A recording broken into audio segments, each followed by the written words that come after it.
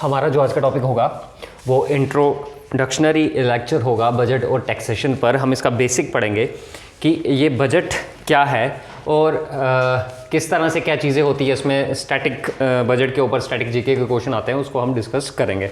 तो सबसे पहले हम देखेंगे कि बजट क्या है। बजट की एक डेफिनेशन है। बजट क्या है, मैं यहाँ लिख रहा हूँ, it is the annual financial statement of a country. ये क्या है? एनुअल फाइनेंशियल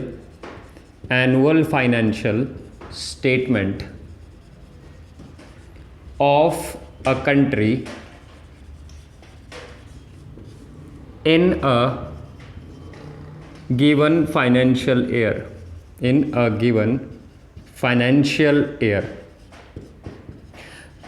तो हमने एक डेफिनेशन देखी कि बजट क्या है। बजट जो है वो किसी भी देश के पूरे साल का, एनुअल मैंने लिखा है, पूरे साल का एक फाइनेंशियल स्टेटमेंट है।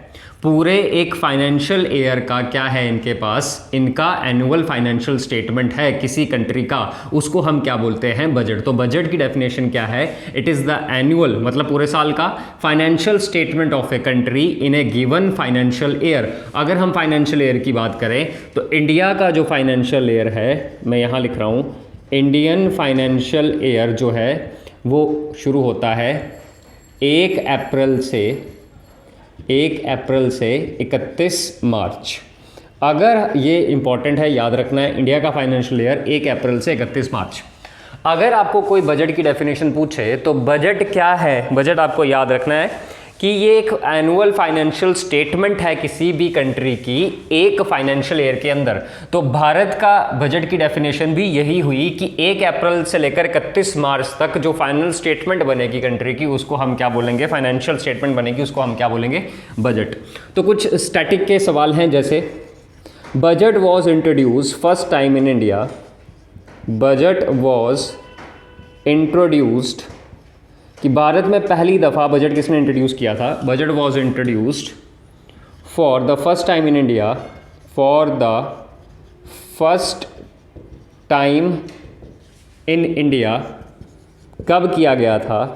पहली दफ़ा 1860 में। याद रखना है, budget was introduce for the first time in India in 1860 में।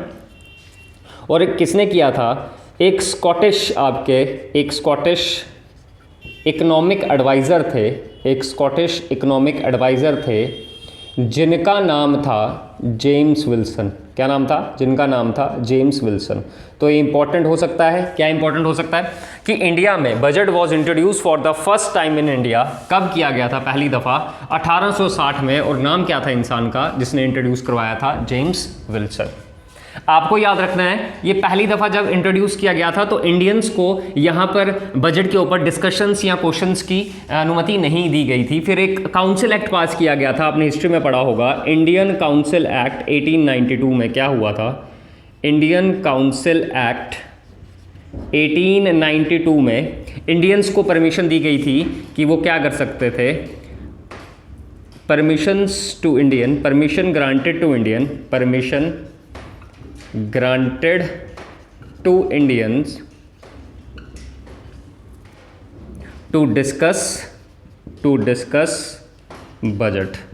तो ये आपने देखा था इंडियन काउंसिल एक्ट 1892 में। तो बजट क्या है? बजट एक एनुअल फाइनेंशियल स्टेटमेंट है फाइनेंशियल ईयर के अंदर किसी भी कंट्री की। इंडिया का फाइनेंशियल ईयर है 1 अप्रैल से लेकर 31 मार्च तक। इंडिया में बजट पहली दफ़ा इंट्रोड्यूस किसने किया? जेम्स विल्सन ने। कौन से साल में? 1860 में। अब आपको याद रखना है 1860 में हमारे वाइसरॉय कौन थे इस समय? Lord Canning. ये भी याद रखना आपको, स्टैटिक जीके का सवाल। कौन थे इस समय जब इंट्रोड्यूस किया गया बजट सबसे पहले इंडिया में? तो हमारे वाइसरॉय कौन थे? Lord Canning. तो इंडियन काउंसिल एक्ट इस समय, तो यहाँ पर जब पहली दफ़ा किया था तो इंडियंस को यहाँ पर उसको डिस्कशन करने की इंडियंस को आज़ादी नहीं थी, पर इंडियन काउंसिल एक्ट 1892 जब पास किया गया उसमें इंडियंस को परमिशन दी गई कि वो क्या कर सकते हैं? बजट को डिस्कस कर सकते हैं। तो ये स्टैटिक जीके के कुछ इंपॉर्टेंट क्वेश्चन है, आपको ये याद होने चाहिए, ये एग्जाम में पूछ सकते हैं। फिर क्वेश्चन ये आता है कि इंडियन कॉन्स्टिट्यूशन में बजट का मेंशन कहाँ है? आर्टिकल 112 में। इंडियन कॉन्स्टिट्यूशन का आर्टिकल 112 क्या कहता है? इंडियन कॉन्स्टिट्यूशन का आर्टिकल 112 क्या कहता है? एनुअल फाइनेंशियल स्टेटमेंट, ये क्या कहता है? एनुअल फाइनेंशियल स्टेटमेंट, इंडिया का एनुअल फाइनेंशियल स्टेटमेंट, ये वर्ड लिखा हुआ है। तो आप बजट को कॉन्स्टिट्यूशन में दोस्तों बजट नहीं लिखा हुआ है, क्या लिखा हुआ है? India annual financial statement. और कौन से आर्टिकल में लिखा था? आर्टिकल 112 में। Very important. बजट को कौन प्रेजेंट करता है? Budget was presented by, budget को कौन प्रेजेंट करता है? Budget was presented by finance minister. ये भी आपको पता है, फाइनेंस मिनिस्टर। इंडिया में फाइनेंस मिनिस्टर करता है, बजट को प्रेजेंट करता है। और इंपॉर्टेंट क्या है? Budget was introduced only in Lok Sabha. यहां पर एक चीज लिख रहा हूं, यहां पर याद रखना, budget can be introduced only in Lok Sabha. Budget जो है वो सिर्फ और सिर्फ कहां इंट्रोड्यूस किया जाएगा? Can be introduced only in Lok Sabha. ये इंपॉर्टेंट पॉइंट है, can be introduced only in Lok Sabha, but should be passed by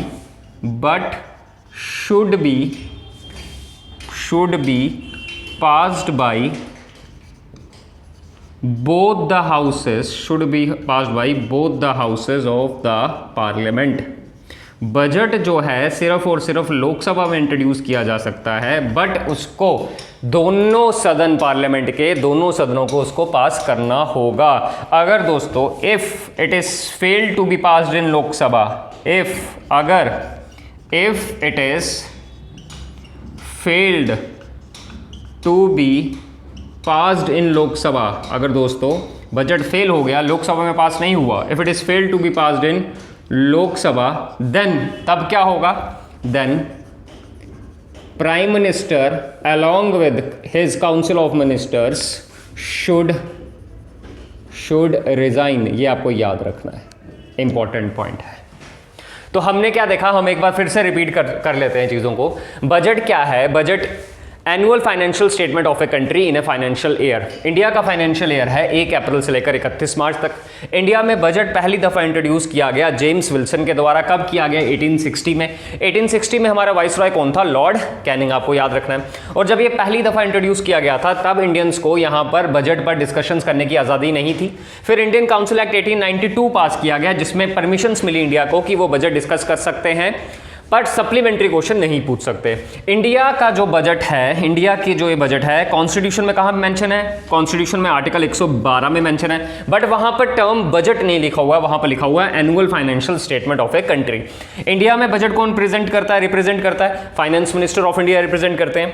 budget जो है सिर्फ और सिर्फ लोकसभा में इंट्रोड्यूस किया जा सकता है, बट इंट्रोड्यूस करने के बाद उसको दोनों हाउसेस में, पार्लियामेंट के दोनों हाउसेस में पास करना होगा। अगर आपका बजट लोकसभा में पास नहीं होता है तो प्राइम मिनिस्टर और काउंसिल ऑफ मिनिस्टर को रिजाइन करना पड़ेगा, और आज तक ऐसी कंडीशन नहीं हुई है। कुछ और स्टैटिक जीके के सवाल हैं कि फर्स्ट टाइम इंडिपेंडेंट इंडिया में जब हमारा देश आज़ाद हुआ, independent India's budget was presented by, ये किसने किया? वॉज प्रेजेंटेड बाई एस सरमुखम छेट्टी साहब ने। ये याद रखना है, ये इंपॉर्टेंट है। क्या नाम है? एस छेट्टी साहब ने, और उनका नाम है सरमुखम छेट्टी, इनको बोलते हैं आरहम सरमुखम छेट्टी। तो इंडिपेंडेंट इंडिया का बजट पहली बार किसने प्रेजेंट किया था? एस छेट्टी ने, और ये इंडिया के पहले फाइनेंस मिनिस्टर भी थे। The person who holds the record maximum number of times budget किसने? Maximum number of time budget किसने, maximum number of times budget किसने प्रेजेंट किया है? मैक्सिमम नंबर ऑफ टाइम, तो नाम है, आपको याद रखना है, मोरारजी देसाई ने। Morarji Desai holds the record. इन्होंने कितनी बार रिप्रेजेंट किया है? लगभग 10 बारी इन्होंने आपका क्या किया हुआ है? आपका बजट इंट्रोड्यूस किया है। Maximum number of times budget was introduced, यहाँ लिख रहा हूँ, was introduced by Morarji Desai, और कितनी बारी? 10 दफ़ा किया हुआ है। इंपॉर्टेंट है दोस्तों, आपको चीज़ें याद रखनी चाहिए। इंडिपेंडेंट इंडिया का बजट किसने रिप्रेजेंट किया? सरमुखम छेट्टी साहब ने। ये पहले फाइनेंस मिनिस्टर भी थे, और सबसे ज़्यादा रिकॉर्ड किसके पास है बजट को रिप्रेजेंट करने का? 10 बारी मोरारजी देसाई ने। आपको कुछ स्टैटिक जीके के लिए और कुछ लाइनें याद रखनी है, जैसे till 2017 till 2017 there are two types of budget, दो तरह के बजट थे 2017 तक, till 2017 to types of budget, that is general budget and, और कौन सा है, रेलवे बजट, जनरल बजट और रेलवे बजट। नेक्स्ट पॉइंट लिखना है आपको, याद रखना है, general budget was separated from, general budget, ये थोड़ा हिस्टोरिकल बैकग्राउंड का है, general budget was separated from railway budget in 1924, अब जो है, but in 2017 general budget merged with, general budget को मर्ज कर दिया गया है, general budget merged with railway budget to form, अब ये मर्ज होके इन्होंने क्या बनाया है, टू फॉर्म यूनियन बजट, और आज हम इसको क्या बोलते हैं, यूनियन बजट। दोस्तों क्या है, पॉइंट याद रखना है, 2017 तक till 2017 there are two types of budget, दो तरह के बजट थे, एक था आपका रेलवे बजट और जनरल बजट और रेलवे बजट।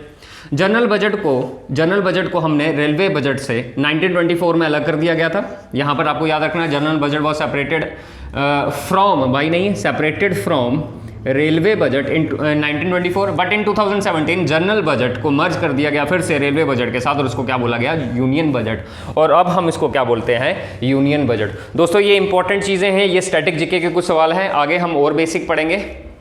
आई होप आपको ये समझ में आया होगा, आप इसको स्क्रीनशॉट यहाँ इसको उतार सकते हैं। अब हमने देखना है बजट। बजट में आपने देखा फाइनेंशियल स्टेटमेंट है, मतलब फाइनेंशियल स्टेटमेंट का मतलब क्या है, आप यहाँ पर कंट्री के पास पैसा भी आ रहा है और कंट्री उस पैसे को खर्च भी करेगी हम लोगों के लिए, वो किस तरह से पैसा आता है और किस तरह से कहाँ कहाँ खर्चा किया जाता है वो हम पढ़ेंगे। और जो जैसे बजट अभी इंट्रोड्यूस किया गया था फरवरी में, तो वो थोड़ा करंट का है, ये हम स्टैटिक जीके का थोड़ा सा कर रहे हैं, हम इसका बेसिक जान रहे हैं। आई होप आपको ये समझ में आ रहा होगा। आगे बढ़ते हैं कि भारत सरकार के पास पैसा कहाँ से आता है, भारत सरकार के पास पैसा कहाँ से आता है, और भारत सरकार उस पैसे को फिर हम लोगों के लिए खर्च कैसे करती है और कहाँ कहाँ खर्चा किया जाता है, इस बात को हम समझेंगे। इंपॉर्टेंट है दोस्तों, कॉपी पेन लेके बैठ जाओ, ये बेसिक मैं करवा रहा हूँ आपको, इतना बेसिक कोई भी नहीं करवाएगा आपको, ये बेसिक है, एक बार आप बेसिक जान लोगे तो आपको फिर आगे चीज़ें पढ़ने में आसानी हो जाएंगी। तो हम शुरू करते हैं फिर से। अब देखो यहाँ पर बजट में दो तरह की चीज़ें होती हैं। बजट में एक तरफ आता है रेवेन्यू मतलब इंडियन गवर्नमेंट को कहाँ से पैसा आएगा, और उसके बाद इंडियन गवर्नमेंट को जो पैसा आएगा उसके बाद इंडियन गवर्नमेंट क्या करेगी, एक्सपेंडिचर, उसको क्या करेगी, खर्च करेगी। इंपॉर्टेंट है। इंडियन गवर्नमेंट के पास बजट जब बनेगा तो बजट कैसे बनाएगी इंडियन गवर्नमेंट, कि उसके बाद पैसा आया होगा तभी बनेगा ना, फिर जब पैसा आया होगा उसको खर्च करेंगे। रेवेन्यू मतलब सरकार के पास पैसा आया, मतलब रिसिप्ट्स, और फिर एक्सपेंडिचर। अब सरकार के पास पैसा कैसे आया, ये रेवेन्यू कैसे जनरेट हुआ, तो ये रेवेन्यू जनरेट होता है, एक होता है टैक्सेस से, ये तो आपको सबको पता है, और दूसरे तरीके से एक जगह से आता है नॉन टैक्सेस से। तो पैसा कहाँ से आता है, एक आता है टैक्सेस से और दूसरा कहाँ से आता है, नॉन टैक्सेस से, ये तो आपको पता है।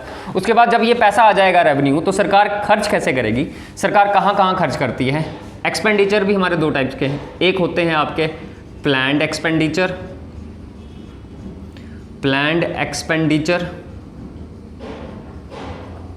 और दूसरे जो आपका दूसरा है उसको हम बोलते हैं नॉन प्लान्ड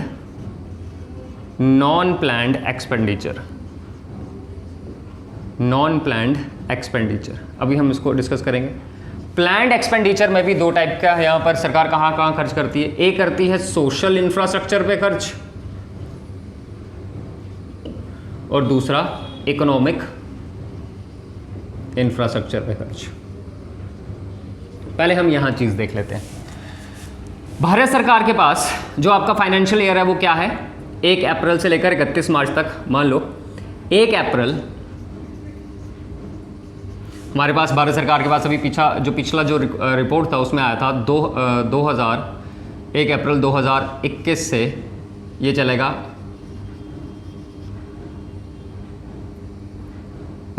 मार्च 2022 तक, यही है अप्रैल टू मार्च फाइनेंशियल ईयर। तो भारत सरकार का जो रेवेन्यू था वो था 20 लाख करोड़। 20 लाख करोड़ भारत सरकार को पैसा आया था। और वो पैसा कहाँ से आया? टैक्सेस के थ्रू और नॉन टैक्सेस के थ्रू। ये मैं जर्नल एक आंकड़ा लिया हो। और भारत सरकार का खर्चा हमेशा पैसों से ज़्यादा होता है। और ये एस्टिमेट था कि भारत सरकार का खर्चा जो होगा, जो 20 लाख करोड़ जो भारत सरकार को पैसा आया है, उसमें भारत सरकार कितना खर्च करेगी? तो वो करेगी 20,60,000 करोड़ भारत सरकार खर्चा करेगी। दैट मीन्स भारत सरकार के पास पैसा, रेवेन्यू कम है और एक्सपेंडिचर ज़्यादा है। वो क्यों ऐसा करती है भारत सरकार, उसको हम डिस्कस करेंगे। अभी हम देख लेते हैं भारत सरकार के पास ये 20 लाख करोड़ पैसा कहाँ से आया। तो कहाँ से आया? एक आया टैक्सेस से और एक आया नॉन टैक्सेस से। टैक्सेस के भी दो टाइप्स हैं, दोस्तों, आप सब पता है। टैक्सेस के भी दो टाइप्स हैं। एक है आपका डायरेक्ट टैक्स और दूसरा है आपका इनडायरेक्ट टैक्स। डायरेक्ट टैक्स और इनडायरेक्ट टैक्स, ये इंपॉर्टेंट है, इसको पढ़ना बहुत ज़्यादा ज़रूरी है। एक है आपका डायरेक्ट टैक्स और दूसरा है आपका इनडायरेक्ट टैक्स। डायरेक्ट टैक्स क्या होता है दोस्तों? डायरेक्ट टैक्स वो टैक्स होता है जो आप पर लगाया जाता है और आप ही उसका क्या करते हो? भुगतान करते हो। मतलब आप पर टैक्स लगाया जाएगा और आप ही उसका क्या करोगे? भुगतान करोगे। दैट मीन्स इसकी डेफिनेशन क्या है डायरेक्ट टैक्स की? When point of impact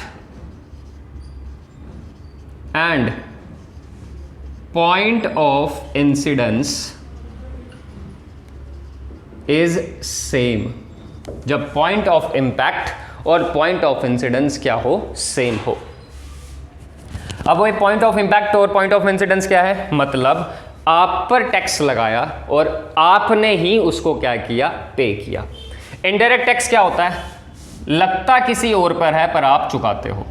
When point of impact and point of incidence is different, उसको हम क्या बोलते हैं? Indirect tax. डायरेक्ट टैक्स मतलब लगा आप पर और चुकाया आपने। इनडायरेक्ट टैक्स क्या हुआ? लगा किसी और पर और चुकाया आपने। अब डायरेक्ट टैक्स की हम टाइप्स देख लेते हैं। इनडायरेक्ट टैक्स मतलब लगा किसी और पर और चुकाया आपने। कैसे? देख लो, आप किसी एजुकेशनल इंस्टीट्यूट का आप सब्सक्रिप्शन लेते हो 10,000 का, तो उसमें क्या होता है? जीएसटी लिखा होता है 18%, तो 1,800 रुपया फीस होती है, उन पर लगा होता है और उन्होंने उसी 10,000 में से वहाँ निकाल लिया होता है। तो लगा उन पर और दिया आपने। जैसे आप मूवी देखने जाते हो तो वहाँ पर लिखा होता है इंक्लूडिंग जीएसटी, तो सर्विसेज वगैरह, तो सारा वो क्या है? उन पर लगा होता है और देते आप हो। रेस्टोरेंट में जाते हो तो रेस्टोरेंट में भी आप बिल देखते हो, तो ये चार्ज वो चार्ज, तो लगा उन पर है, वसूला उन्होंने आपसे, तो वो है वो इनडायरेक्ट टैक्स। अब हम देखते हैं डायरेक्ट टैक्स में कौन कौन से टैक्स आ जाते हैं। Types of direct tax. ये इंट्रोडक्शनरी चैप्टर होगा।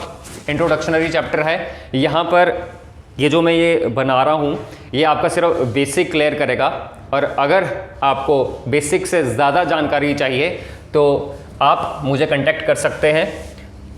तो हमने वैसा ही कोर्स चलाया हुआ है और आपको आने वाले एग्ज़ाम में उससे मदद मिल सकती है। तो टाइप्स ऑफ डायरेक्ट टैक्स में हम देखेंगे। सबसे पहले आता है इनकम टैक्स। इनकम टैक्स के बाद inheritance tax.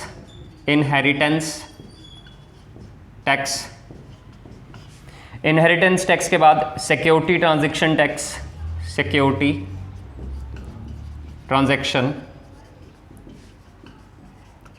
Transition tax. Income tax जो है it is always progressive in nature. याद रखना, इनकम टैक्स क्या है? Always progressive in nature. Progressive in nature का मतलब क्या है? जितनी आपकी इनकम बढ़ेगी उतना आपका इनकम टैक्स भी बढ़ेगा। जितनी ज़्यादा इनकम उतना ज़्यादा टैक्स। तो तभी मैंने लिखा इनकम टैक्स इज प्रोग्रेसिव। तो याद रखना है which one of the following tax is progressive. तो इनकम टैक्स जो डायरेक्ट टैक्स है प्रोग्रेसिव है। इनहेरिटेंस टैक्स मतलब आप अपने दादा से, अपने बाप से, अपने पिताजी से आप प्रॉपर्टी एक्वायर करते हो, उस पर टैक्स। सिक्योरिटी ट्रांजैक्शन टैक्स दोस्तों बहुत इंपॉर्टेंट है, आपने ये सुना भी होगा सिक्योरिटी ट्रांजैक्शन टैक्स के बारे में, कि आप शेयर मार्केट में जो भी चीज़ें खरीदते हो, बेचते हो, उस पर आप पे टैक्स लगाया जाता है, उसको हम बोलते हैं सिक्योरिटी ट्रांजैक्शन टैक्स। मतलब शेयर मार्केट में आप जो भी खरीदोगे, जो भी बेचोगे, उस पर टैक्स लगाया जाएगा। उसके बाद डायरेक्ट टैक्स की श्रेणी में आ गया प्रॉपर्टी टैक्स, प्रॉपर्टी टैक्स, और लास्ट में सिन टैक्स। सिन टैक्स मतलब आपने, इंडिया में तो नहीं है बट कई देशों में है। सिन का मतलब पाप किए हैं, अगर आप कोई पाप कर रहे हो तो उस पर टैक्स देना पड़ेगा। जैसे बड़े सारे देशों में जुआ लीगल है, तो जो जुआ खेलता है, जो उसमें रकम जीतता है, तो उस पर उसको टैक्स भी देना पड़ता है। तो ये कुछ इम्पॉर्टेंट टैक्स हैं, आपको याद रखना है। और अंत में एक टैक्स और है, वो है कॉरपोरेट टैक्स। कॉरपोरेट टैक्स, बड़ी बड़ी कॉरपोरेट कंपनीज हैं, तो ये जो कॉरपोरेट टैक्स है सरकार को biggest source of income, biggest source of income, biggest source of income of government. Direct tax में सबसे ज़्यादा जो सोर्स ऑफ इनकम है वो क्या है, वो कौन सा टैक्स है? Corporate tax. और कॉरपोरेट टैक्स किस में आता है? इनडायरेक्ट टैक्स की टाइप्स में आता है। तो ये सारे जो टैक्स लगाए जाते हैं, आपको पता है ये टैक्स लगाए जाते हैं, इसकी वजह से क्या आता है, सरकार के पास क्या आता है, रेवेन्यू आता है, और फिर वही रेवेन्यू का वो प्रयोग करती है एक्सपेंडिचर में। तो डायरेक्ट टैक्स हमने देख लिया। उसके बाद हम देखेंगे इनडायरेक्ट टैक्स। अगर ये यहाँ पर याद रखना, जो कॉरपोरेट टैक्स है वो किस में आता है? डायरेक्ट टैक्स में, और सरकार को इससे मोटी कमाई भी होती है। तो ये क्या है? Biggest source of income of government. आप इसको स्क्रीनशॉट ले सकते हैं, बहुत इंपॉर्टेंट है, एग्जाम में काफ़ी बार इसके ऊपर क्वेश्चन आए कि इन भारत सरकार को सबसे ज़्यादा कमाई कहाँ से होती है। एक मिनट होल्ड करेंगे हम।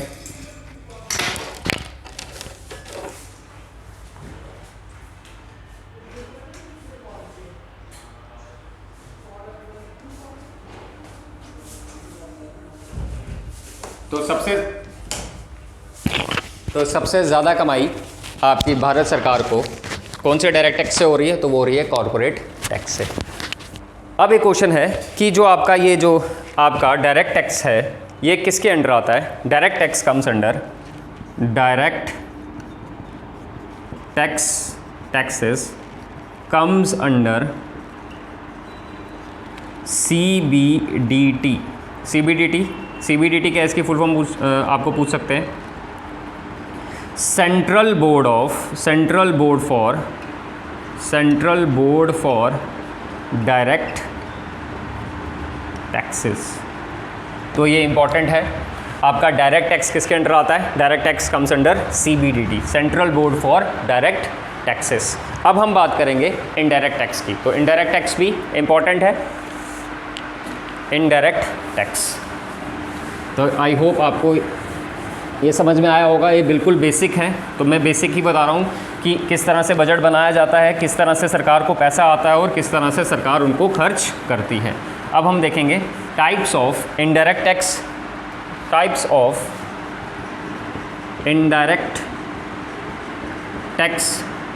तो सबसे पहले एंटरटेनमेंट टैक्स। एंटरटेनमेंट में टैक्स देते हो, जैसे आप थिएटर्स में जाते हो और मूवी देखते हो तो उस पर भी टैक्स काट लिया जाता है। उसके बाद वैट क्या है? Value added tax. वैट क्या है? जब क्या होगा, buyer BUYER, buyer and seller, buyer और सेलर, बेचने वाला और ख़रीदने वाला, जब buyer and sellers are from same state, तब लगता है वैल्यू एडेड टैक्स। वैट कब लगता है? जब बायर और सेलर एक सेम स्टेट के हो। उसके बाद वैट के बाद सेल्स टैक्स, ये भी इनडायरेक्ट टैक्स है। सेल टैक्स कब लगता है? जब buyer and seller are from different states, तब लगता है आपका सेल्स टैक्स। उसके बाद इनडायरेक्ट टैक्स में आएगा स्टेट एक्साइज ड्यूटी, मतलब स्टेट को एक्साइज दी जाती है, ये भी इनडायरेक्ट टैक्स है, स्टेट इस पर वसूलती है। सबसे ज़्यादा हाई किस पर है, सबसे ज़्यादा किस पर है, ऑन लिकर, लिकर पर सबसे ज़्यादा, शराब पर सबसे ज़्यादा एक्साइज ड्यूटी है, देनी पड़ती है।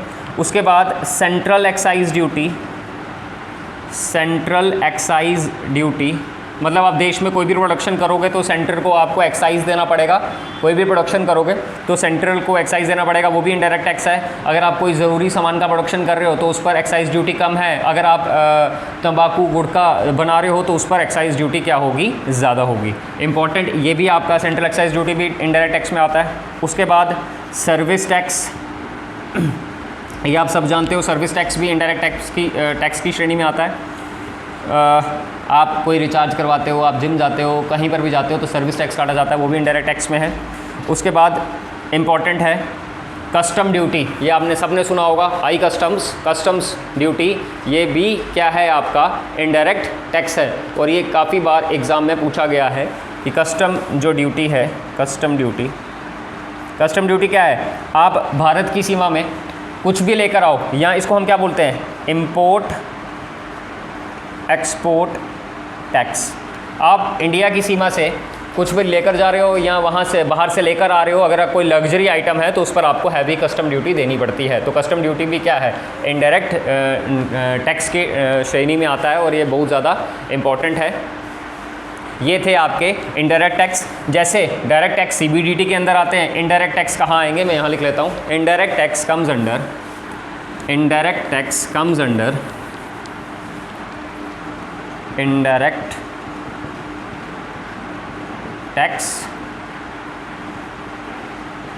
comes under CBIC। CBIC का मतलब central board for indirect tax and customs. तो डायरेक्ट टैक्स किसके अंडर आते हैं, यहाँ लिख लिया मैंने CBDT के अंदर, और इनडायरेक्ट टैक्स किसके अंदर आते हैं, CBIC के अंदर। तो आपको ये याद रखना है, indirect tax comes under central board for indirect taxes and customs. एक और चीज़ आपको याद रखनी है, अब जो इनडायरेक्ट टैक्स है, इनडायरेक्ट ये जो जितने भी मैंने इनडायरेक्ट टैक्स लिखे थे, ये अब क्या कर दिए गए हैं, नलीफाइड कर दिए गए हैं, ख़त्म कर दिए गए हैं, और इनकी जगह क्या आया है, इनकी जगह क्या आया है, GST। इनकी जगह क्या आया है, GST। GST क्या है, इनडायरेक्ट टैक्स है। GST क्या है, इनडायरेक्ट टैक्स है, और GST की फुल फॉर्म है goods and services tax, goods and services tax. और ये कब इम्प्लीमेंट हुआ था, ये कब इम्प्लीमेंट हुआ था देश में, इम्प्लीमेंट हुआ था 1 जुलाई 2017 से। ये इंपॉर्टेंट है, GST goods and service tax, ये GST के आपका इनडायरेक्ट टैक्स है, और ये कब इम्प्लीमेंट हुआ था, 1 जुलाई 2017 से। आपको इसको याद रखना है, ये इंपॉर्टेंट है, आपको एग्ज़ाम में पूछा जाएगा। तो GST से अभी तक बाहर कौन कौन सी चीज़ें हैं, आपका पेट्रोलियम एंड लिकर एग्जेम्प्टेड, इनको क्या किया है, GST से बाहर रखा हुआ है। तो ये और इनडायरेक्ट टैक्स इसके बारे में CBIC, central board for indirect tax के अंडर ये आते हैं। ये तो हो गया आपका सरकार के पास पैसा कहाँ से आया, टैक्सेस के रूप में सरकार के पास पैसा आया। टैक्सेस में भी कौन कौन, डायरेक्ट टैक्स और indirect tax. Direct tax central board for direct tax के अंडर आते हैं, इनडायरेक्ट टैक्स किसके अंडर आते हैं, central board for indirect taxes and custom. तो CBIC के अंडर ये आते हैं आपके इनडायरेक्ट टैक्स। तो ये आपने देखा कि सरकार के पास रेवेन्यू कहाँ से आया, एक तो टैक्सेस से आया और किससे आया, टैक्सेस से आया। और टैक्सेस में भी क्या क्या, डायरेक्ट टैक्स और इनडायरेक्ट टैक्स।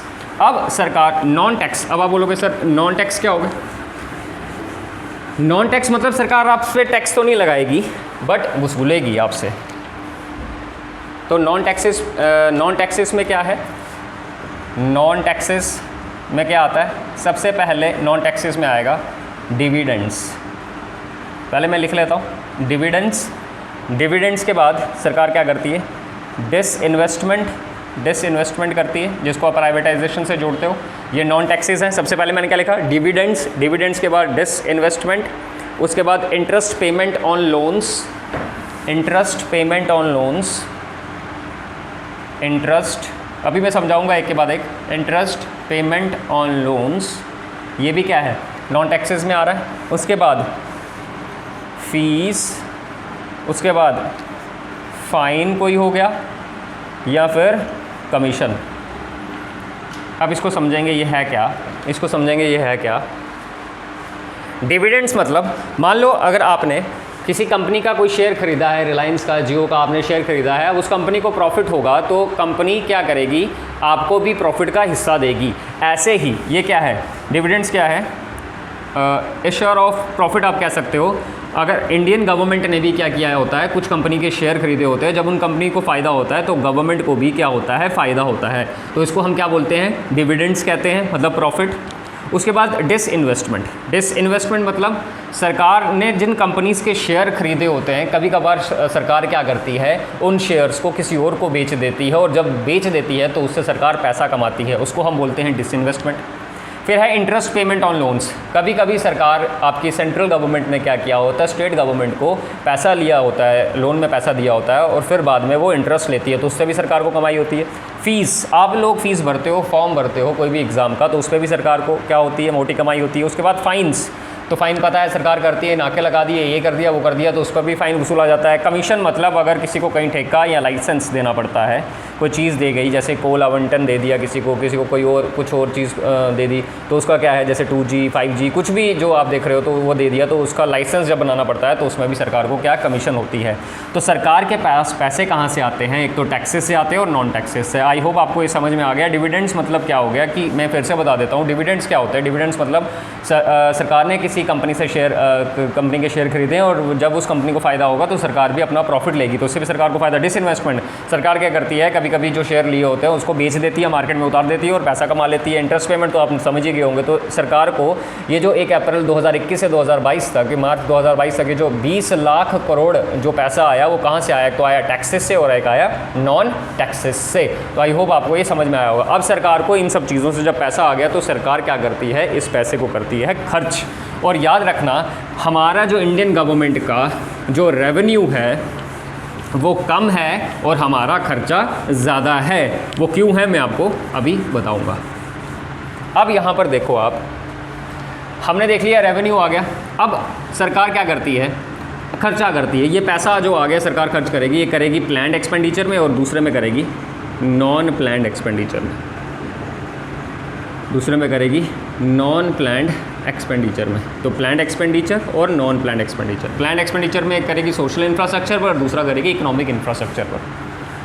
प्लान्ड एक्सपेंडिचर क्या होता है, प्लान्ड एक्सपेंडिचर वो सरकार का वो खर्चा है जिस पर भारत सरकार क्या करेगी, पैसा खर्च करेगी और बदले में भारत सरकार को क्या मिलेगा, पैसा मिलेगा।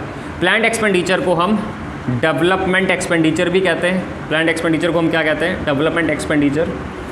तो मैं फिर से बता देता हूँ, प्लान्ड एक्सपेंडिचर भारत सरकार का वो खर्चा है जिस पर भारत सरकार पैसा खर्च करेगी और बदले में भारत सरकार को भी पैसा भी मिलेगा। नॉन प्लान्ड एक्सपेंडिचर को हम क्या बोल सकते हैं, नॉन डेवलपमेंट एक्सपेंडिचर।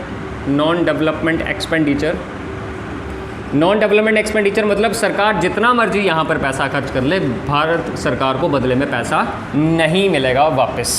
तो ये बहुत इंपॉर्टेंट है। प्लान्ड एक्सपेंडिचर मैं फिर से बता रहा हूँ, प्लान्ड एक्सपेंडिचर भारत सरकार के वो खर्चे हैं जिस पे भारत सरकार पैसा लगाती है और बदले में भारत सरकार को पैसा मिलता है। नॉन प्लान्ड एक्सपेंडिचर वो खर्चे भारत सरकार के जिसमें भारत सरकार पैसा लगाती भी है और बदले में भारत सरकार को पैसा वापस नहीं मिलता। तो बड़ी शर्म की बात है। नॉन प्लान्ड एक्सपेंडिचर में क्या क्या आता है जिसपे भारत सरकार पैसा लगाती है और बदले में नहीं मिलता, डिफेंस हमारा अभी तक नॉन प्लान्ड एक्सपेंडिचर में आ रहा है, पर ज़रूरी भी है पैसा लगाना, बहुत ज़रूरी है क्योंकि हम चाइना और पाकिस्तान हमारे इर्द गिर्द हैं और वो बड़े ही धोखेबाज नेशन है, तो हमको भी अपनी तैयारी पूरी रखनी पड़ेगी। तो ये डिफेंस भी आपका नॉन प्लान्ड एक्सपेंडिचर, मतलब इस पर हम पैसा तो खर्च कर रहे हैं, बदले में कमाई नहीं हो रही, पर हमारी सुरक्षा तो हो रही पर कमाई नहीं हो रही। तो इकॉनमी की लैंग्वेज में कमाई नहीं हो रही, तो डिफेंस हमारा नॉन प्लान्ड एक्सपेंडिचर में आता है, ये इंपॉर्टेंट है। और भी बड़ी सारी चीज़ें हैं जैसे सैलरीज़, गवर्नमेंट एम्प्लॉयज़ की जो सैलरीज़ है वो भी नॉन प्लान्ड एक्सपेंडिचर्स में आ रही है। मतलब काम है 100 रुपये का और हम दे रहे हैं 200 रुपये, आप खुद देख लो। सैलरी के बाद पेंशन्स भी सरकार का वोट बैंक ही बना रही है, बदले में सरकार इस पर पैसा खर्च कर रही है, कोई पैसा नहीं मिल रहा। सब्सिडीज़ सरकार मदद करती है, सब्सिडी प्रोवाइड करती है, तो ये भी वोट बैंक है, पर इसमें पैसा लगाती है सरकार को, बदले में सिर्फ वोट मिलते हैं पर पैसा नहीं बनता। Bonus, Diwali bonus, Eid bonus, जो भी बोनस देती है तो इस पर भी सरकार को क्या होता है, पैसा तो लगाती है सरकार, पर इसमें सरकार को क्या है, वापस पैसा नहीं मिलता।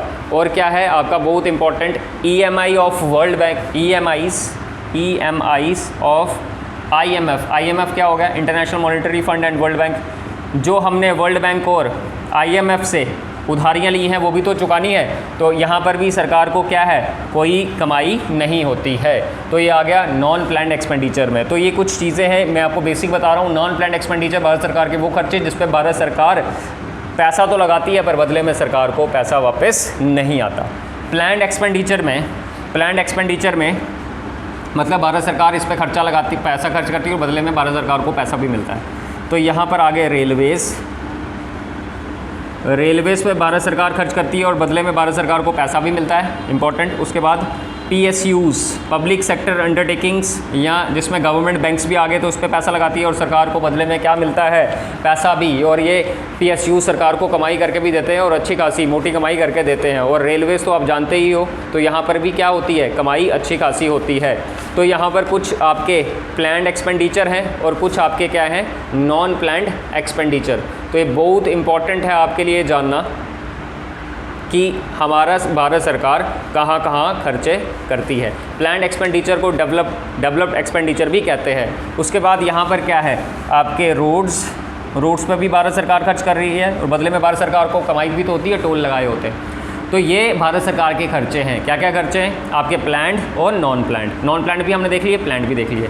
तो ये जो आपके ये प्लान्ड एक्सपेंडिचर में मैंने रेलवेज़, PSUs, रोड्स लिखे ना, ये तो आपके आगे इकोनॉमिक इंफ्रास्ट्रक्चर पर। और ये तो इकोनॉमिक इंफ्रास्ट्रक्चर जो यहाँ पर लिखा मैंने। सोशल इंफ्रा पे भी सरकार खर्च करती है।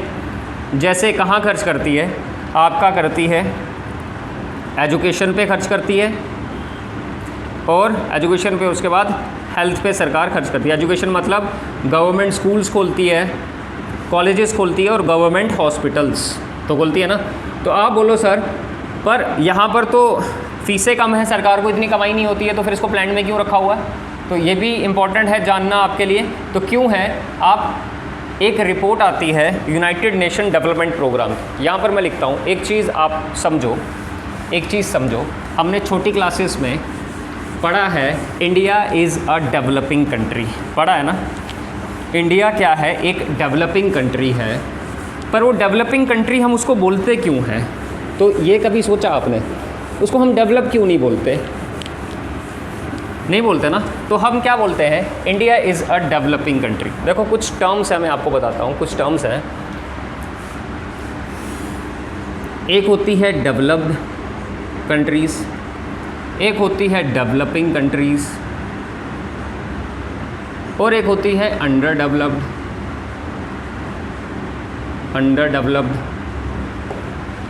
India is a developing country. Developing country क्यों है डेवलपिंग कंट्री? सुनना, हम क्यों पैसा खर्च करते हैं? गवर्नमेंट स्कूल्स बनाते हैं, गवर्नमेंट कॉलेजेस बनाते हैं, फ़ीस ना मात्र के बराबर है, गवर्नमेंट हॉस्पिटल्स बनाते हैं, फ़ीस ना मात्र के बराबर है, पर सरकार वहाँ पर खर्चा करती है, उसको हमने प्लान्ड एक्सपेंडिचर में रखा हुआ है। तो यहाँ पर क्यों करते हैं हम? एक ऑर्गेनाइजेशन है UNDP, याद रखना है कौन सी ऑर्गेनाइजेशन है, UNDP, United Nation development programme. क्या बोलते हैं इसको, यूनाइटेड नेशन डेवलपमेंट प्रोग्राम। इसका एक इंडेक्स छपता है, हर साल एक रिपोर्ट आती है UNDP की, हर साल एक रिपोर्ट आती है जिसको हम बोलते हैं HDI रिपोर्ट। HDI रिपोर्ट का मतलब human development index report, human development index report. HDI report छपती है हर साल। HDI रिपोर्ट के 3 पैरामीटर्स हैं। कितने पैरामीटर्स हैं? 3 पैरामीटर्स। 3 पैरामीटर्स कौन कौन से हैं? एक तो है आपका लिटरेसी, उसके बाद है आपका लाइफ एक्सपेक्टेंसी, और तीसरा इंडिकेटर है आपका पर कैपिटा इनकम। UNDP एक ऑर्गेनाइजेशन है, इसकी हर साल रिपोर्ट छपती है, HDI रिपोर्ट इसको बोलते हैं। इसके 3 पैरामीटर्स है, लिटरेसी, लाइफ और पर कैपिटा इनकम। ये लोग ये कहते हैं कि अगर कोई भी देश इन पैरामीटर्स पर खरा उतरेगा तो उसको हम क्या बोलेंगे, डेवलप बोलेंगे। और इंडिया जो क्या कर रहा है, इंडिया लिटरेसी में भी अभी आगे बढ़ रहा है, लाइफ एक्सपेक्टेंसी में भी आगे बढ़ रहा है, और पर कैपिटा इनकम मतलब प्रति व्यक्ति आय कितनी होनी चाहिए। जो देश इन पैरामीटर्स पे खरे उतरते हैं वो डेवलप माने जाते हैं, जो बिल्कुल ही लो है वो अंडर डेवलप, और जो इनमें अभी काम कर रहे हैं, तरक्की कर रहे हैं, उनको डेवलपिंग बोला जाता है। तो इंडिया यहाँ पर अभी काम कर रहा है, इस वजह से ये क्या है, डेवलपिंग नेशन में आता है। तो देखो, गवर्नमेंट स्कूल्स और हॉस्पिटल्स पे खर्चा क्यों कर रहे हैं हम। लाइफ एक्सपेक्टेंसी ये हेल्थ के साथ जोड़ लो, अगर हेल्थ अच्छी है किसी देश की तो डेवलप माना जाएगा। लिटरेसी, अगर एजुकेशन है तो वो भी डेवलप माना जाएगा। अगर हेल्थ और एजुकेशन है किसी देश में तो पर कैपिटा इनकम तो अपने आप जनरेट होगी, और जब जिस देश के ये तीनों पैरामीटर्स अच्छे हैं वो ऑटोमेटिकली डेवलप माना जाएगा। आई होप आपको ये समझ में आया होगा। अब बात ये है कि भारत सरकार का हमारा जो बजट है वो हमेशा क्या होता है, हमारा जो बजट है यहाँ पर भारत सरकार के पास पैसा कम है और भारत सरकार क्या करती है, खर्चा ज़्यादा करती है। क्यों करती है, अगर हम खर्चा नहीं करेंगे तो नए नए कॉलेजेस, नए नए मॉल्स, नए नए एयरपोर्ट्स, मेट्रो, बुलेट ट्रेन, ये सपना कैसा पूरा होगा, कैसे पूरा होगा। तो इस वजह से भारत सरकार को अपने खर्चे करने पड़ते हैं। हमारा जो बजट है वो क्या है, डेफिसिट है। हमारा जो बजट है वो क्या है, डेफिसिट हो गया ना। हमेशा याद रखना, भारत का बजट क्या है, डेफिसिट बजट है। इंडिया का बजट क्या है, डेफिसिट बजट। डेफिसिट बजट का मतलब हमारा जो है रेवेन्यू, पैसा कम है, और हमारा क्या है, एक्सपेंडिचर ज़्यादा है। हमारा पैसा तो हमारे पास कम है पर हम खर्चा ज़्यादा करते हैं, ये है डेफिसिट बजट। क्यों हम ऐसा करते हैं, क्यों हम ज़्यादा खर्चा करते हैं जबकि हमारे पास पैसा कम है।